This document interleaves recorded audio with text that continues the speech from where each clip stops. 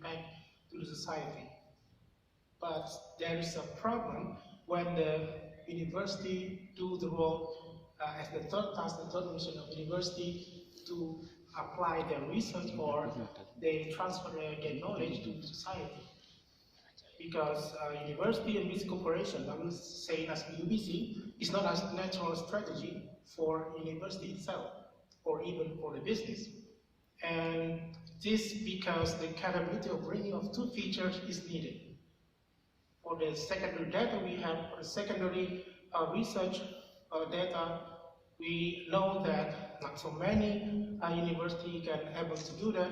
Even if they successful, we can call it a champion or hybrid. So the champion hybrid axis. What's the point? The point is that UBC is like a tail, science versus business logic. It's a diverging logic, diverging norms and value between these two organizations. Or we can say it's between these two institutions. Science logic requires publications, sustained period of research project, which very opponent to what business wants. They want profit. They want limited dissemination of research results for competitive advantage. They want more profit for the sustainability development. But university is non-profit. They want renowned as reputations in research. That makes complexity. Complexity means all the things regarding norms, values, are colliding into one, and in the micro level and the micro level, they have to cope with it. They have to cope with what can merge the values, or what they can say, something like mechanisms to transfer the knowledge. You can see it here in the model, and there's a two error there, UBC and coping strategies. If successful, they can have like coping strategies for them. If not successful, why and how many degree of the coping strategies. For recitations, I have a main question, conflicting institutional logic impacted participation behavior. Why I gave the name of participations? Because they embed in two logics between science and business. In the case of technology transfer or academic incubators, they embed there, they participate there. To answer this question, I deductively divide into three. First one is conflicting institutional logic impacted participation rate. This is for secondary data. We get the phenomena why so many academics are successful with the technology transfer or UBC. And the second one is perceptions toward the incentive and obstacles, the external factor beside their own logic or the organizational logic. The third one is coping strategy and attitudes. All these questions we take from Indonesian university and academics. This is for the setting of the research because all the technology and science program has been deployed for over 25 years. So not so many universities are successful to do this. Study one, this is for secondary data. We have data suggesting that from before and after 2010, it's only less than 5% of the academics is successful to do or to participate in a program of UBC that's that's funded by the government. And but we have two phenomena. One is the one who avoid the conflict, who not participate, and the second one, the ones who have involved or hybrids in the UBC, or we call it they participate. So the two types of academics here make the university public or private. They make a new profile.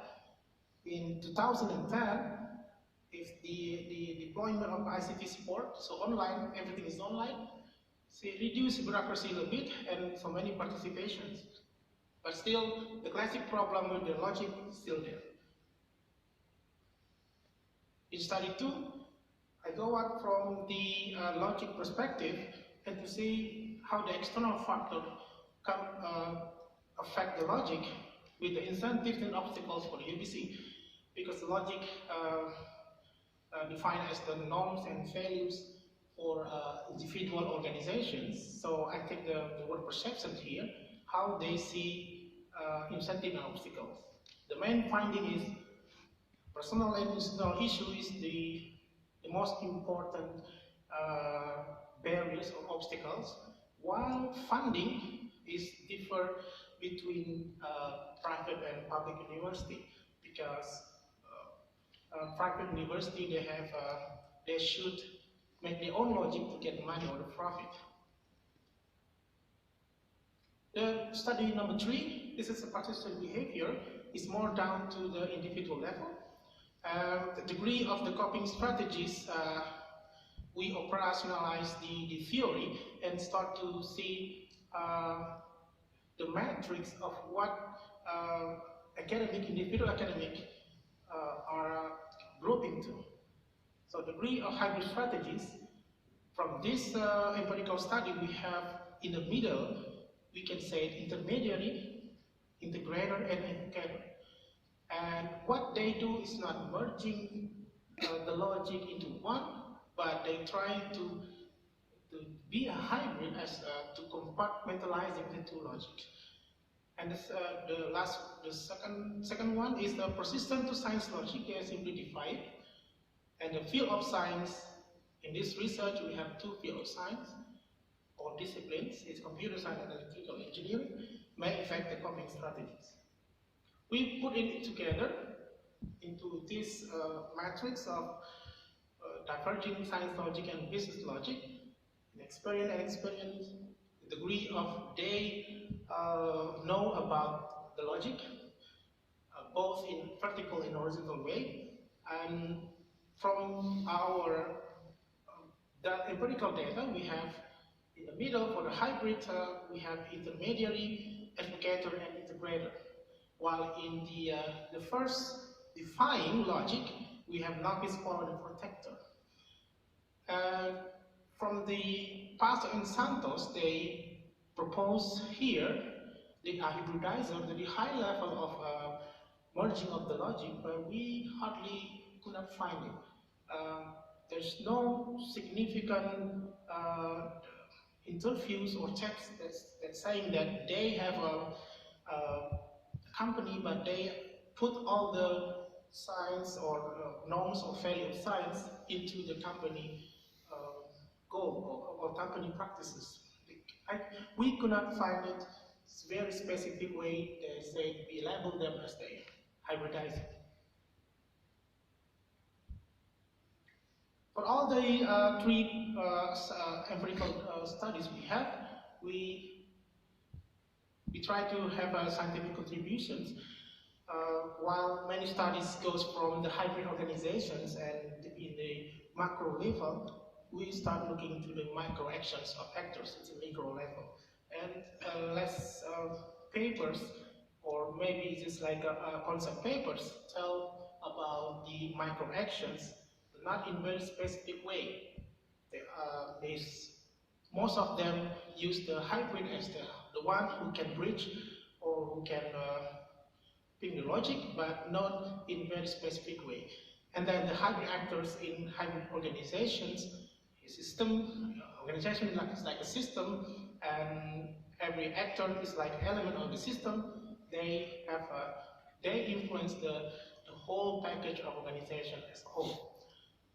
For policy recommendations, we have experience and portfolio academics, of course, because we know the portfolios of them, what the Indonesian context do. They put all the same. They take all the academics into one project that mixing between, or not mixing, not necessarily mixing, the less experienced academics that they try to transfer the technology. And that's the part of the third missions, but in the end, the product and the output is failed. You can say for the evaluations of the government that failed. Yeah. This is my last part, limitation in future study. More discipline needed to study, different context and setting. We need a quantitative study to make a more structural impact of the logic. Thank you. May I invite the committee to the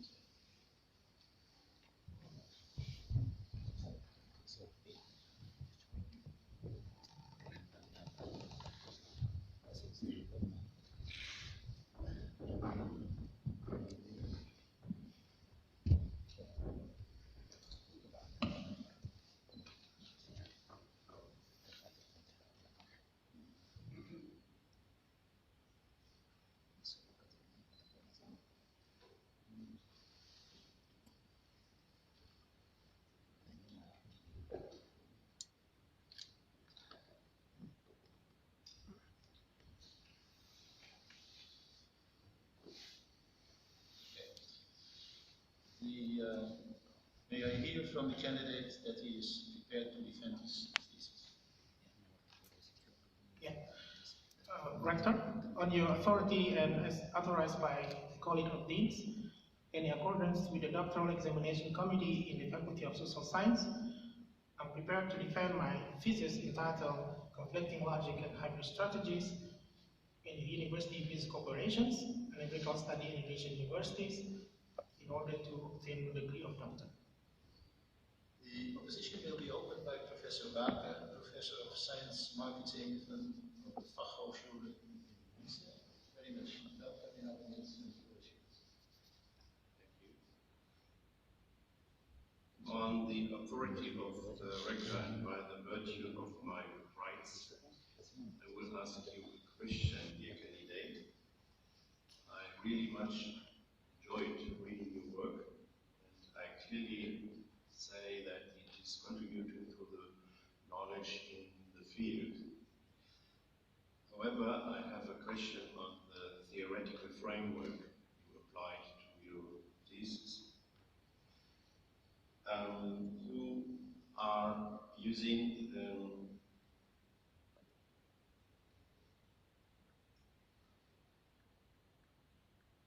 institutional theory as your framework, whereas most of your thesis is also addressing, mainly addressing individuals like academics, professors, and researchers. Well, you say the micro-actors of the triple helix constellation are universities and individuals, but the theoretical framework is only addressing institutions. So the micro level, by leveraging the academics' understanding towards the world of business, is one of the major outcomes and major elements. I really would like to know a little bit more about, dig into how are you linking individuals to the theory of institutional theory. No comment. Thank you for your interesting questions. You said about how to link the individual behavior to the Islam theory. I maybe take this as the template. Islam theory is the over from the Islam logic perspective. The institution is like a template for academics or actors, individual actors in a, let's say, organizations. So if one template, it can be both. One individuals makes them behave, or they behave norms in individual, and that is aggregate into a big lump of big amount of individuals that make a new, or they follow that this is now. Or the studies now about eschatology in theory, it goes to the perspective, because it's not just way in one direction to down below, but in two directions. Which one is the first one? The institutional theory, or people getting their norms or values or practices? And in this manner, I really agree that institutional perspective is more suitable to get sociological perspective to get to describe what they sign as business. Because let's say we have this theory of business, and that will be the template of the individuals, but somehow the individuals will change that institutional theory or logic into one micro action. So, according to your question, I think it's very significantly influenced, and the two ways directions between individuals and internal theory, internal logic, is we're gonna say is effectively in place. Hope that answered the question. Yes, yes, thank you. The opposition will be continued by Professor van Geenhuizen, Professor of Innovation and Innovation Policy in the Urban Economy at the Technical University of Delft. Very much welcome, and the floor is yours. Thank you. On the authority of the rector and by virtue of my rights, I will pose you a question. But first of all, I would like to make you a compliment. Finalizing your work, it's very interesting from an economic and a regional economic point of view, your work. And the book is also very handy. It's one of the smallest I have ever seen. So to your work. My question is about your case study selection, and that is in the second part of your thesis.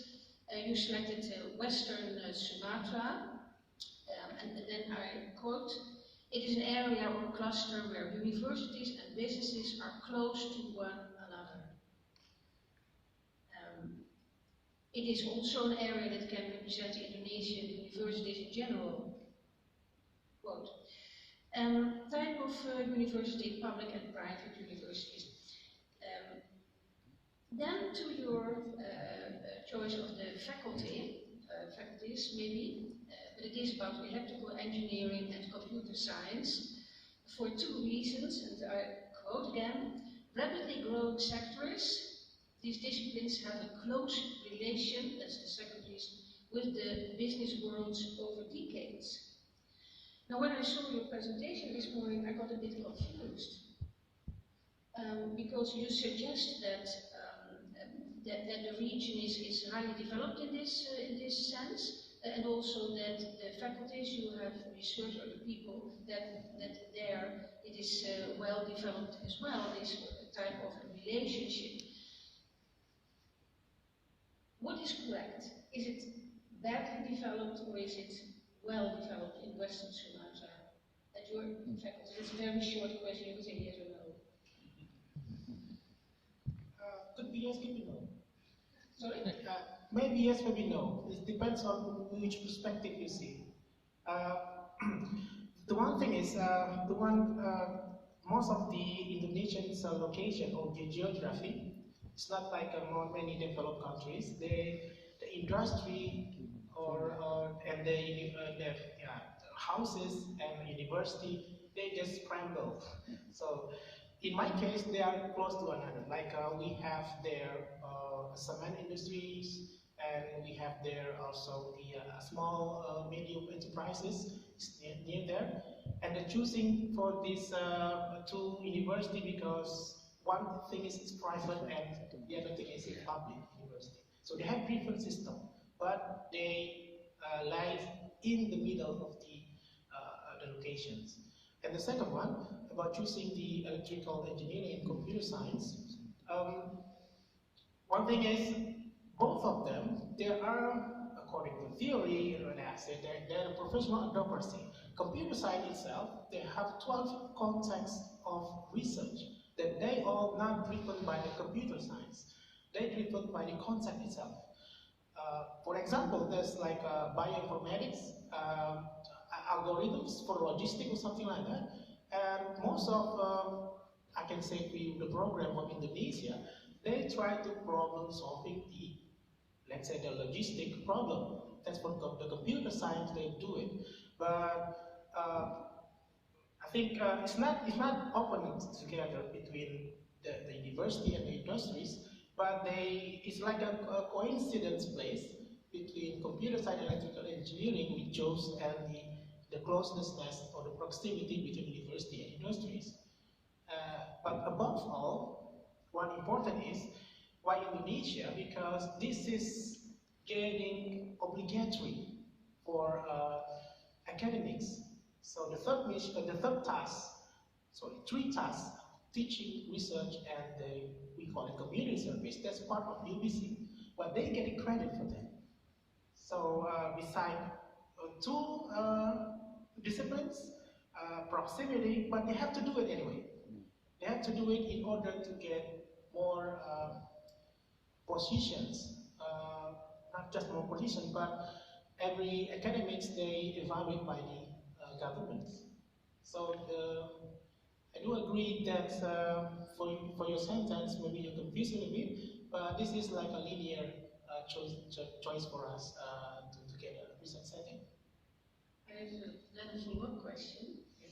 So the results you found in Western Sumatra at these universities, can you generalize them to universities in Sulawesi or Nusa Tenggara? Yes. Learn upon it? Yes.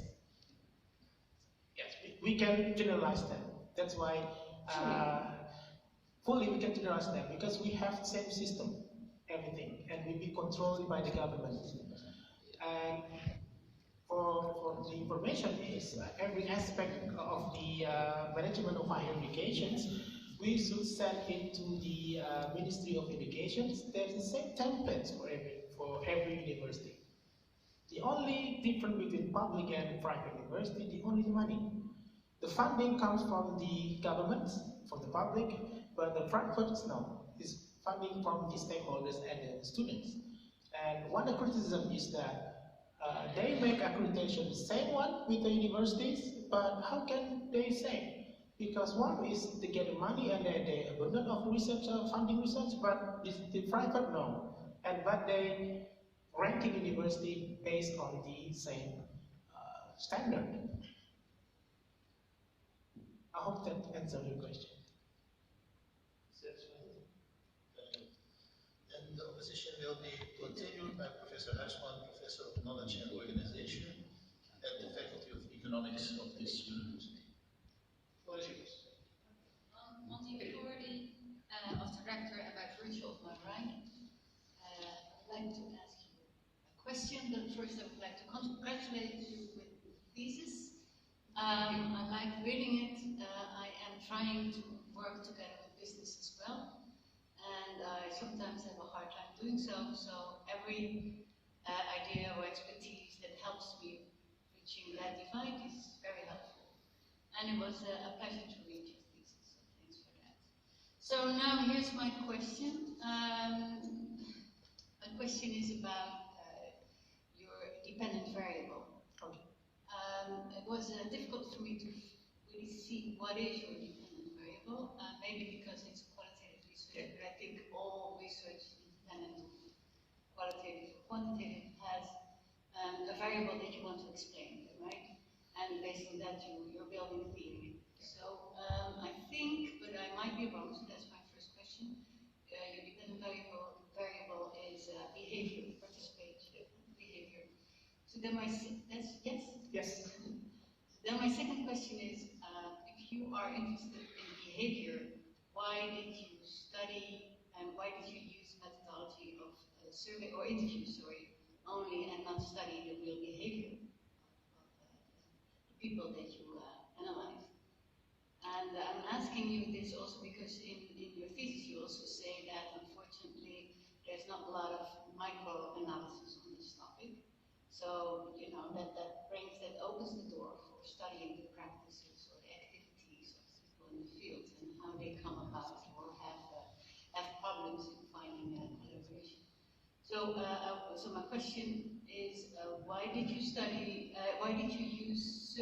interviews and not real qualitative research, doing, for example, observations and analyze practices, and specifically what you now see in also the organization studies, literature, papers, is research on business entrepreneurs, sorry, not business entrepreneurs, scientific entrepreneurs.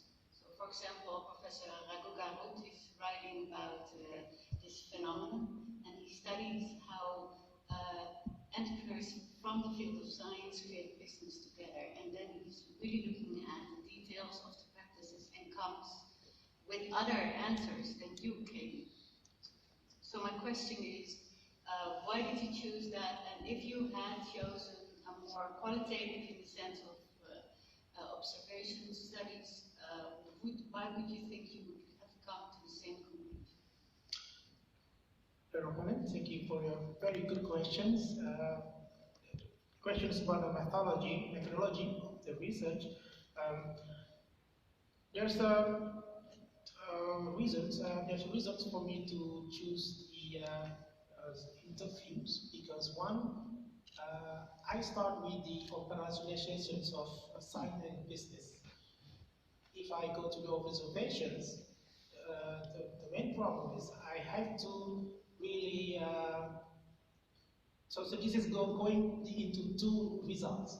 If I go into the observations, I have to reinvent what business logic is, or reinvent what science logic is. What we're thinking is, if we have the template of the science logic and business logic as a template, so I can deduct into the questions of the interview, we can see how they respond as they copy strategies. Of course, if we see the observations and we experiment them into observation, we see them from in one project, and we see how they come to each other. I a little bit afraid of the bias between what the business logic anyway, or what the science logic. So I just go into the straight away. Science logic is this norm, and business logic is this norm, and how are they copy? Of course, the limitation, of course, do the validity of science logic or business logic is correct or not correct. But from the data we said, they agree with the science logic or the business logic that I make a question. So I make questions almost 25 questions, and each the question represent the business logic, the participations, the behavior, and the incentive and obstacles. Sometimes the answer is going scramble between incentive, obstacle to science logic. So my answer is, I want to see it in the first row. This is the template. This is the effect of the independent variable, science logic, and the behavior. And I do agree that would be the next study, so we can triangulate it between observations and interviews. Hope that answered the question. Then the opposition will be continued by Professor van der Meulen, and now Professor of Evidence for Science Policy at Leiden University. Thank you. On authority of the rector and by virtue of my right, dear candidate, as other opponents already mentioned, that you have written in a way a modest thesis or a handy thesis, and realizing that I had to combine two logics as well myself. On the one hand, you could say that normally these days a PhD thesis has at least 4 publications, and you have only 2 publications, so you failed the logic of current PhDs. On the other hand, we know that this creates publication pressure and publication overload that we all are uncomfortable with. And in that sense, you have, in a way, written a thesis which conforms to maybe the new logic that we actually aim at. And it's especially clear from chapter 4. If I look at it, then it's a very rich chapter, and in the tradition of the current logic, people would make 3 articles of that. And you have had the modesty or the courage to just keep it 1 article. And so in the end, I'm praise you for that in public. I hope that all PhDs will follow this example. At one point, I think think that you should have be maybe a little less modest, and that is in the concluding chapter. Because as in the introduction you say that this problem of conflicting logics is not only a problem of universities, but of many organizations these days.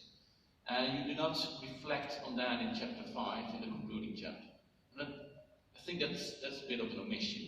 And if there is time, then I will ask you to reflect on that and take up that issue.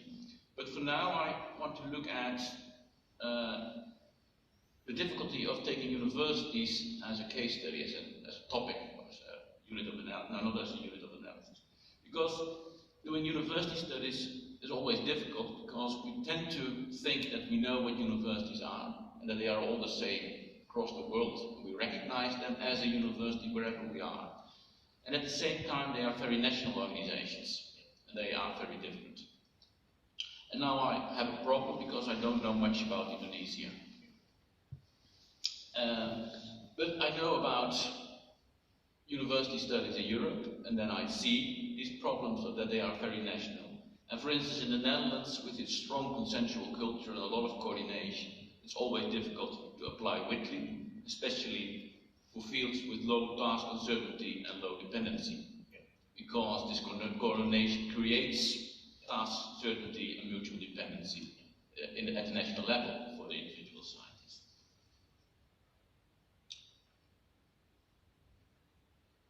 And what you see is that in a way you try to deal with that, and then I take one part of the question first, by taking two universities. One university which is a traditional public university, and a private university which is newer in the engineering sciences.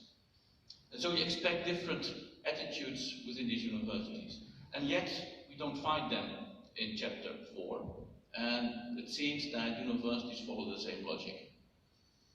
That surprises me. And then the question is, I guess that you chose these two universities because of this reason, that you expect differences. But in chapter 4, I don't see any reflection on why you don't find these differences. And so my question here is, can you explain here for us why in the Indonesian situation the traditional public university creates the same institutional logic, scientific logic, in your words, as a new engineering private university? Good morning. Thank you for your questions. I was expecting also different. That's why I chose the high-level research university and then the private university, small one. The result is surprising also. They say they make opinion, they coping with the same attitudes and response. My perspective, my analysis could be this is not the logical side, but the external factors. As the context is very important. Private and public universities, they control it by the government with the 3 missions. And what the difference is the quantity of publication, of course. The one is high, very large number of academics, and the second one is low. You can see in the table. The way they copy the same, I think, because the step template is the same. Maybe if we choose the university from outside Indonesia, that could be the one option to see the copying strategies. And not just the private and public, I see the electrical engineering and computer science, they have the same response. But from experience, they're a little bit slightly different. Of course, because they have more knowledge for experience. But for disciplines and for the organizations, they have the same. My answer is the external factor, or we can say the institutional demand is the same. This is coercive from the government, and academics should follow that if they want to have a more, we can say credits for academics to go up in the university career. Okay. Hope that answers your question. Yeah. Now I want to continue this, and I'd like to come back to these differences between disciplines. But first, I find the answer very interesting because you say there's a coercive factor, which is the government. And I was expecting something like that, and because at page 19 there is a quote which I found very intriguing, because you say an experienced academic from University A, he says, shows his ignorance of business logic and his compliance with the science logic. All research topics have been prepared by our institutions, and my research has been selected by the National Department, government agency. I would claim that this is not a science logic, but a bureaucratic logic. And in a way that you have made it yourself easy or comply to the modern idea of a university, not only as a scientific organization, but also as a bureaucratic organization. Yes, you're right. Science logic or credit logic, or in the dissertation I call it academic logic, that's made the complex of the logic itself. And the credit logic, the bureaucracy, that's because the government offered funding and they want more a price by the credits. I put that into the science logic itself, because the framework of what Pastor Santos built, there could be like 3 dimensions of the logic. We have now just 2 dimensions, two dimensions logic, A and B, this logic or that logic.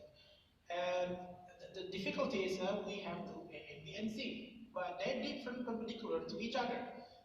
That's I'm not saying that's not we can do it. We can do it, but we have to really operationalize the other logic to do that. I think that's my question. Answer. Sorry. Okay. And looking at can I continue?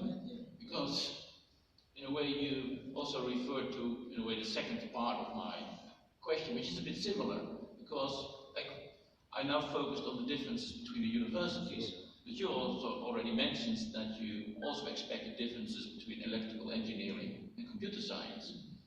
And in a way you say, according to Whitley, they have similar characteristics and are professional autocracies, if I remember correctly. Yeah. But if you look at them from an industrial perspective and a historical perspective, they have quite different histories. So electrical engineering is much older than computer science, and computer science is a way partly a spin-off from electrical engineering.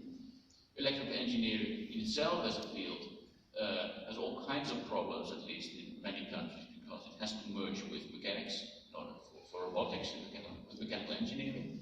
It has to merge with material science because of the microization of electrical components.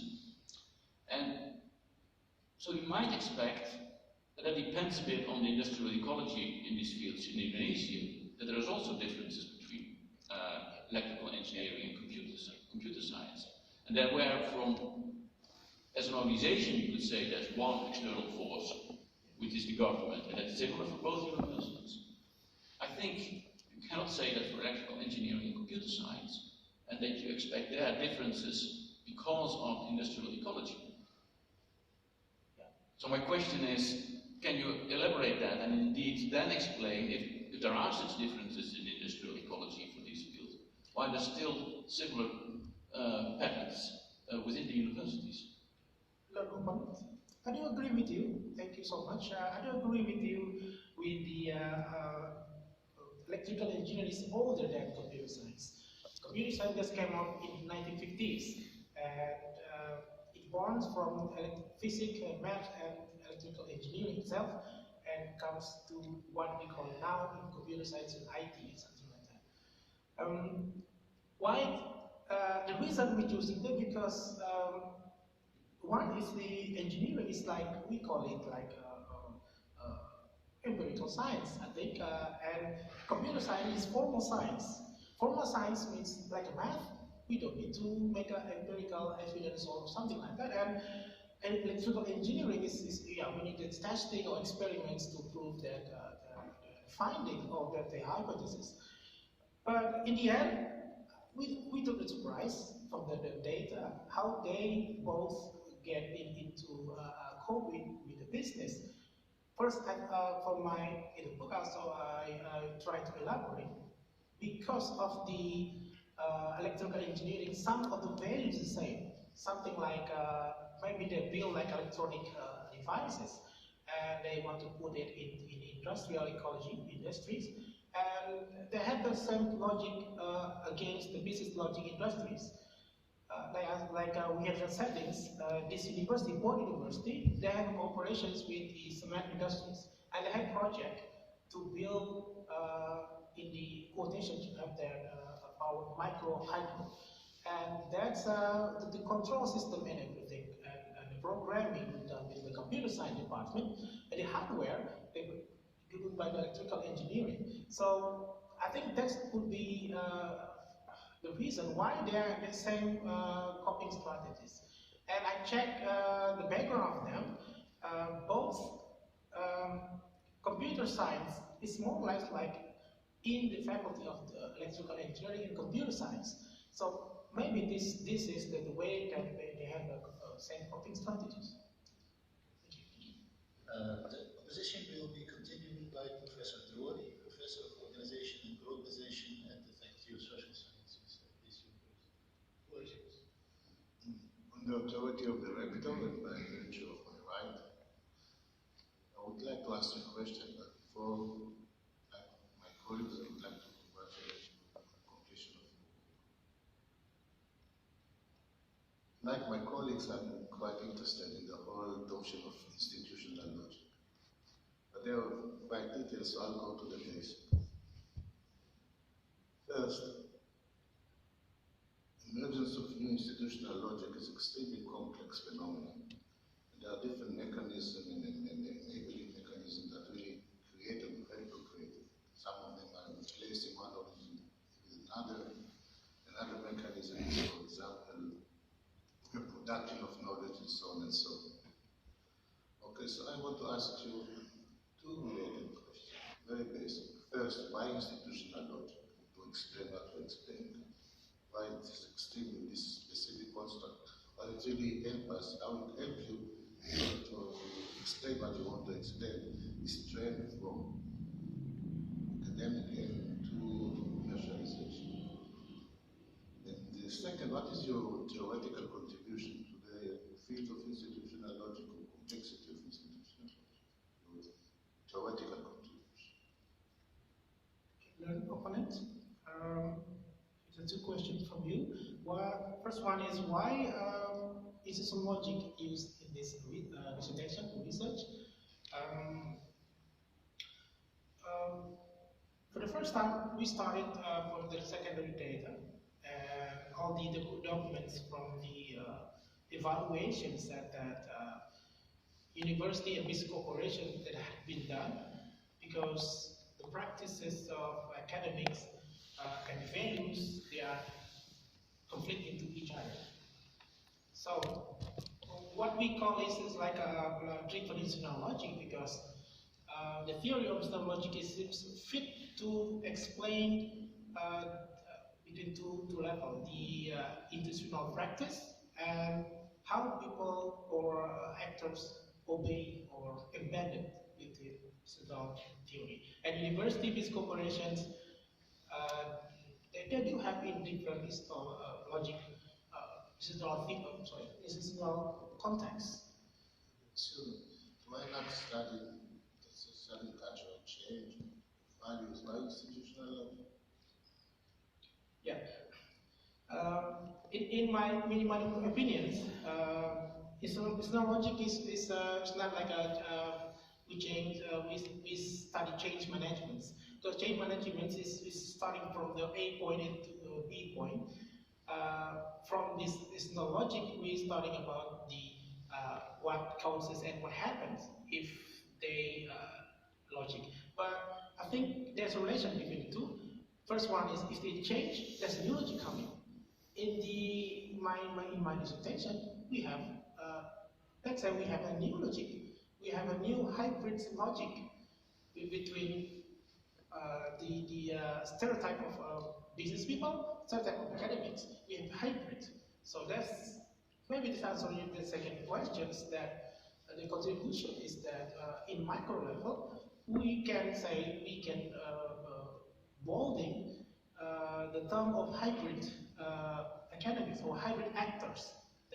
This is not very clarified. What is a hybrid into the institutional theory, and why the hybrid actors maybe in some papers or in some studies of the logic, maybe they can sift into one and go to another logic. But what here we have, they just in one logic. So they combining or they merging the values of two logics. What about policy logic? What about the quantity logic? What about other floating market logic? I beg your pardon? What about market logic, quantity logic, policy logic? They are not part of this whole hybrid logic. Yes, another point. Thank you. Yeah, market logic or environmental logic, we have a lot of logic into one, but I think market logic could be the other logic, like I said with the previous explanations. If we can combine 2 or 3 logic and we should personalize 3 logic into one copying strategies, that's become complexity. That's the complexity meaning in this research. So if science logic and business logic, and I deduct science logic, maybe the credit logic and university logic, or research logic are so different. We hardly can to see what they do, or or maybe we can see what they react to that complexity. So in this presentation, I try to simplify a little bit, so they can we can see clearly what they do after if the 2 open logic come. One last thing, there's hierarchy of logic in your hierarchy? Yes. What is the hierarchy? What is really more dominant logic after the whole change? Hierarchy of logic is a hierarchy of norms and practices. And yeah, the thing is, the logic, hierarchy logic comes from the complexity. That's more complex. Which one is the first, which one is the second one, and how we choose between the two, that's the complex. That the institutional theory aims for.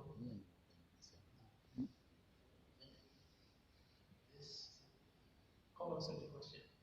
Yeah, well, we get more questions, so we have still time. Well, in your conclusion and recommendation and implication chapter, you are clearly addressing that there is a lack of considering and in regards of needs of businesses in the strategies and policies.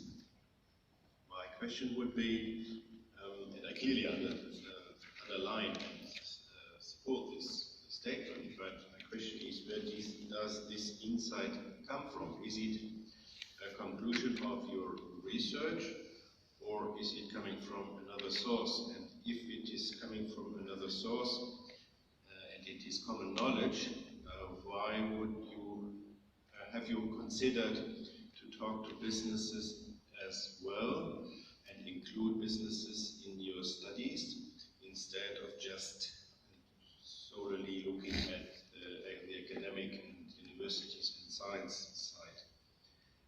And if this is the case, and as already mentioned, it will be the case, it is the case, what are your expectations in the direction of businesses? Do we need hybrid characters and hybrid people and persons, business people on this side as well to make it happen and to make university business cooperation more inhibiting? Yeah, an opponent? Yes. The first thing is you underline that this is from the perspective of academics. To bring the logic is from the business logic experienced by the academic. That's come from my, not other source, that's from my own writing. Because the common term is, if we say that's from the business logic, also the perceptions, the science, methodology, and perceptions, and we have to be careful about academics in the business. So maybe two observation is coming from like two types of observations. First is academics is not the businessman, and the second one, academics is also the businessman. So they're both professionals. So could be the same or could be the different also.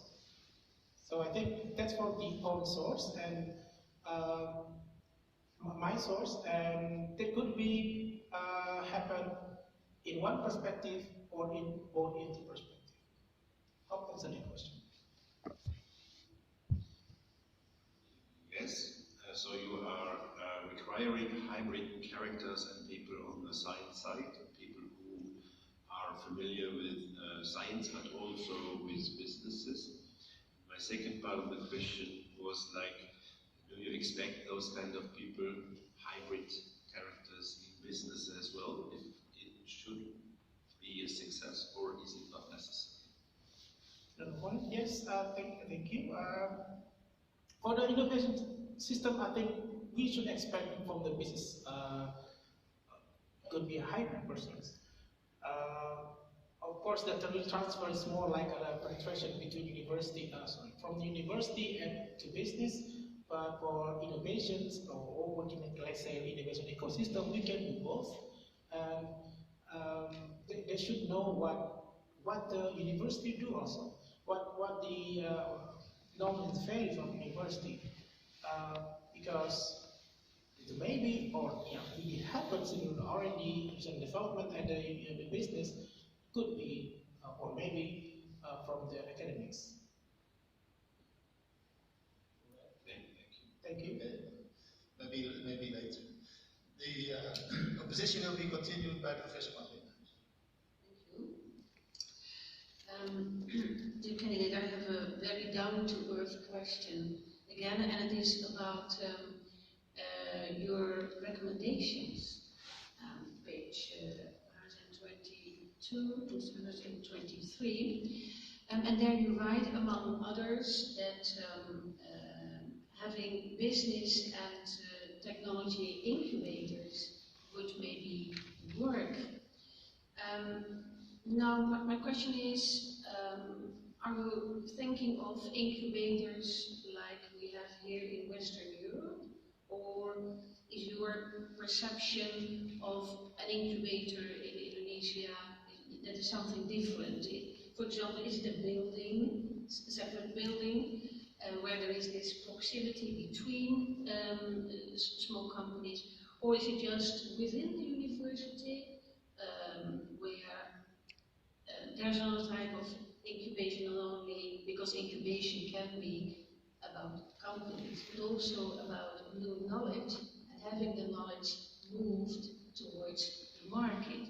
So what are your concrete ideas about these incubators? Hello, opponent. Thank you for the questions. What I mean is concrete idea of the incubators. What we have for the case we have is like the transfer outside the university.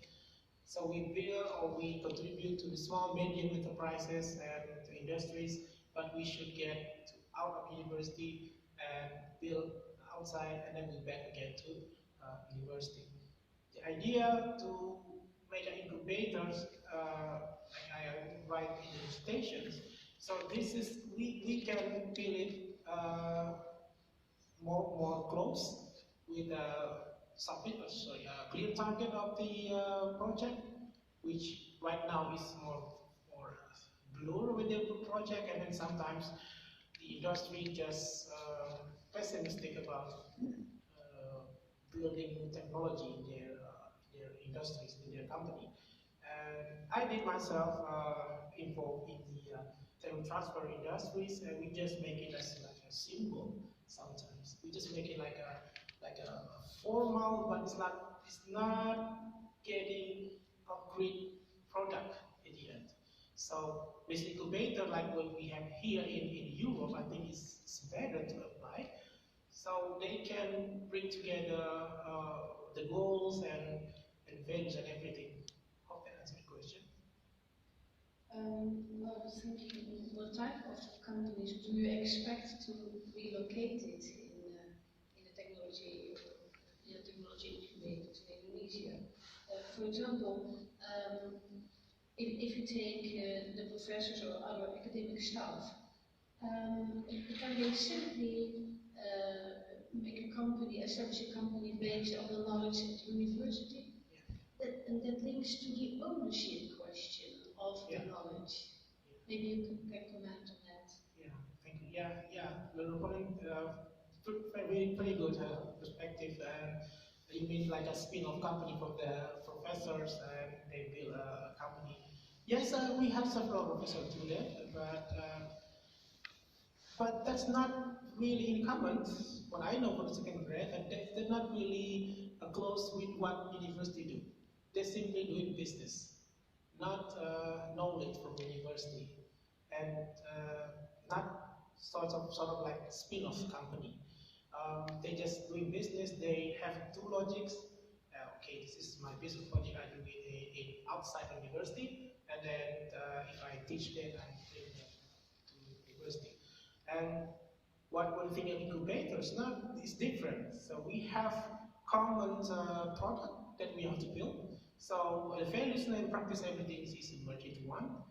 What the business one or what the industry one into one, and we can build, we can monitor it more clearly, precisely. What we have right now is nothing like that. We just one-way penetration of technology, and then we evaluate and then make, if the funding from the government, they say, okay, we stay satisfied with this, then the research is done and the VC is done.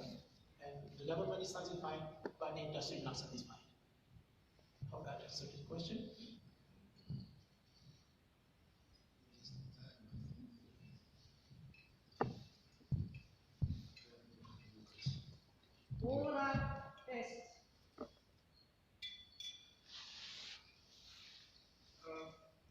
Now that my defense has ended, I sincerely thank the opponents for the attention they have devoted to my thesis. I now look forward to the decision of the doctoral examination committee in the Faculty of Social Science, which will decide whether the degree of doctor will be granted to me. I hereby adjourn the public meeting of the doctoral examination committee of social sciences for further review.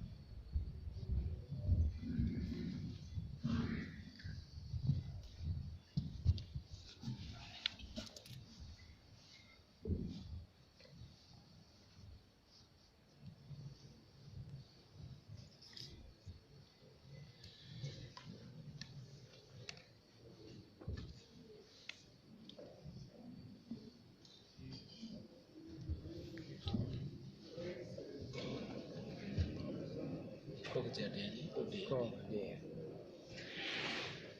mantap David. Nah.